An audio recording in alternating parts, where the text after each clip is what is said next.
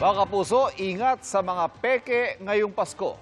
Marami raw online seller na mukhang legit pero scammer pala ayon sa isang ahensya ng gobyerno. Gaya ng isang isinumbong sa 24 Oras Facebook page. Ang tips para makaiwas tinutukan ni Daro Tingkungko. Dumulog si Crystal Doquila sa 24 Oras Facebook page. Matapos kasing magbayad na mahigit 8,000 piso para sa second-hand cellphone, bigla siyang binlock ng online seller. Doon na lang po ako na parang yung nagising po akong nahala. Parang iba na yung nakabahan ako. Tapos bigla na lang po akong parang napaisip na scam pala yung ganun. Nahimasmasan pa siyang lalo nang suriin niya mga resibo at dokumentong ipinakita sa kanya noon. Yung resibo na pinakita nila is magkaiba po, font ng text. Ang mga ganitong scam ang isa sa mga ibinabala ng Cybercrime Investigation and Coordinating Center o CICC ngayong parating na Christmas rush. Marami raw kasing nagpapanggap na lehitimong restaurant, hotel o nagtitinda pero too good to be true ang alok.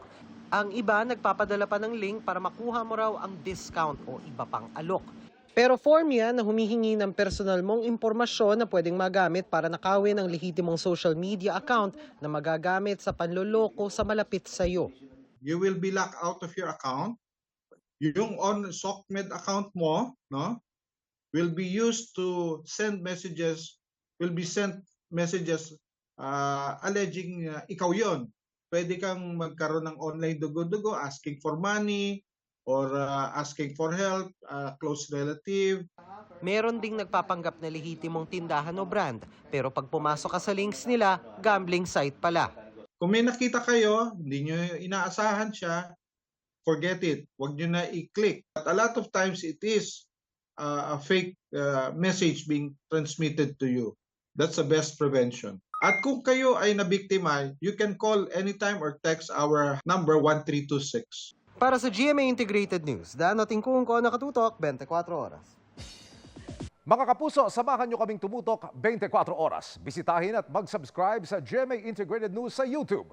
Sa mga kapuso abroad, bisitahin ang GMA Pinoy TV at www.gmanews.tv.